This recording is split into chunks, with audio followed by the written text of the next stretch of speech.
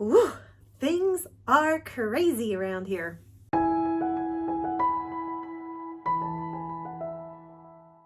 Welcome to No Excuses. My name is Mary Fran, and this is my channel and my place to come talk about weight loss, life, fitness, and being the most amazing version of me possible.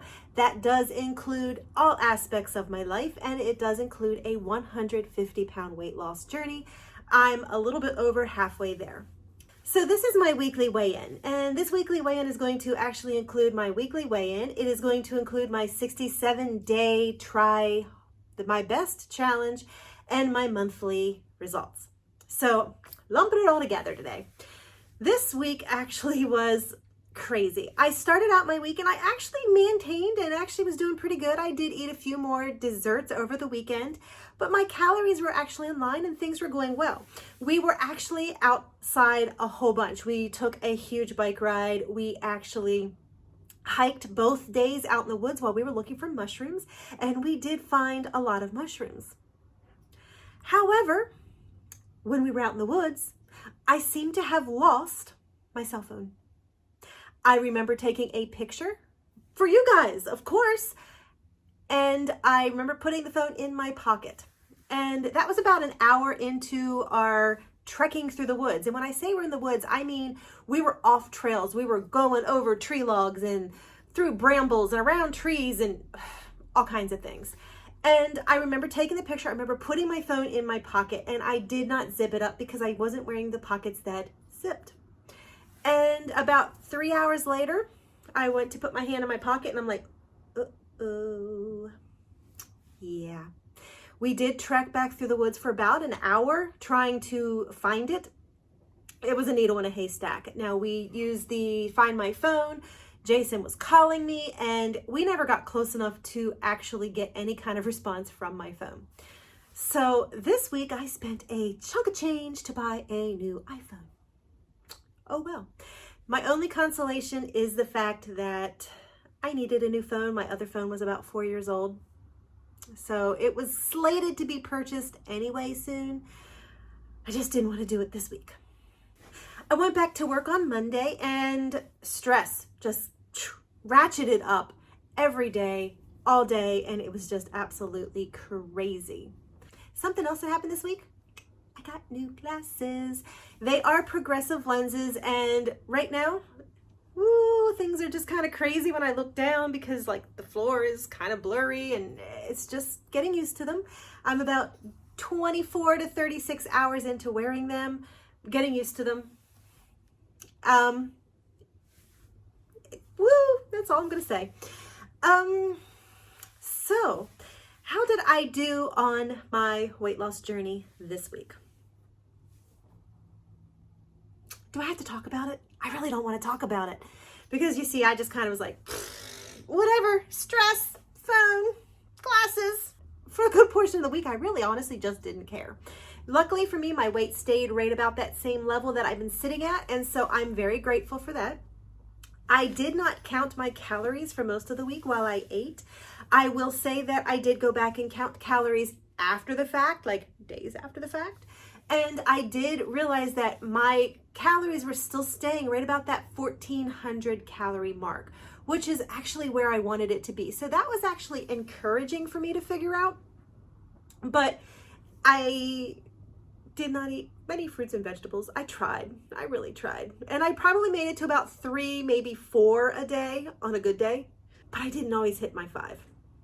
In terms of exercise, I nailed that one. I was on the exercise bike. We hiked a lot. Everything was good. So, you know, my week wasn't a total loss. It just was a maintain. I kind of probably needed to step back and just say, let's just backtrack. So that was good. The 67-day try my best challenge, I kind of failed because I did not get my water in most days. I did not get my fruits and vegetables in most days. My calories were actually in check. Yay. I did actually get my exercise in. It asks for like 5 hours a week. And I actually covered that just on Sunday, the first day of this week for that. And that's what happens when you lose your phone and you walk for an extra hour trying to find it after you've already walked like 4 hours. So I did that. We actually did walk after work every day. I've been on the exercise bike, so I've nailed that one. I did maintain my weight this week. I call it a maintain if I'm in within a pound or two because there's that normal fluctuation. And so I'm calling it a maintain for this week because my weight has just kind of gone like this over that period. So that's a good thing. For this week, I actually read 3 more books. I'm actually almost done with book number 4, but we'll count that for next week. So the books that I read this week are Across the Fence. And I thought this book was really quite interesting. It is set in the Depression era in a Black community, and it basically follows the life of 2 bootleggers.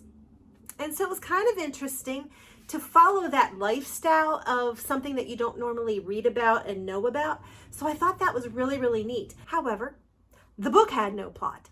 Or let me say, it had a very, very thin plot that didn't really hold. And as I was reading it, I was like, oh, I just need to finish this book. And it's one of those books that it wasn't horrible, so I wanted to finish it, but I just wanted to finish it to get it done with. There are other books in the series, and while it was somewhat interesting, I will not be reading the other books in the series. The next book I read was The Girls with No Names.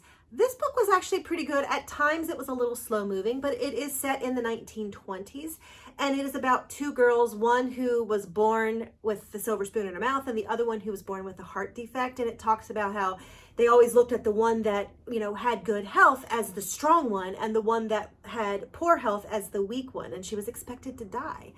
And it was interesting because as the book progressed, you found out that the one with the weak heart was actually the one that was stronger in life. And it was a pretty good story weaving the whole way through. I was on the edge of my seat a couple times, and this book actually moved me to tears, which is, for me, the sign of a good book. The third book I read was The Paris Seamstress. This book was fabulous. I really enjoyed this book. It was set in the wartime of 1940s in Paris, and it was about a seamstress in Paris when Paris actually became occupied by the Germans, and how she went to New York and how she just created a life. But there were so many secrets in her past. And the book just weaves you through the secrets, and you learn them partly from her and her story, which was my favorite parts of the book, but then also through parts of her granddaughter in the future who is also trying to uncover these secrets so that she can learn them. This book was actually so good that the first thing I did when I finished the book was go to the library website and put a hold in for another one from the same author.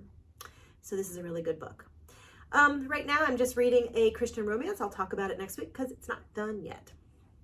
My monthly goals this month, I exercised. I nailed that one.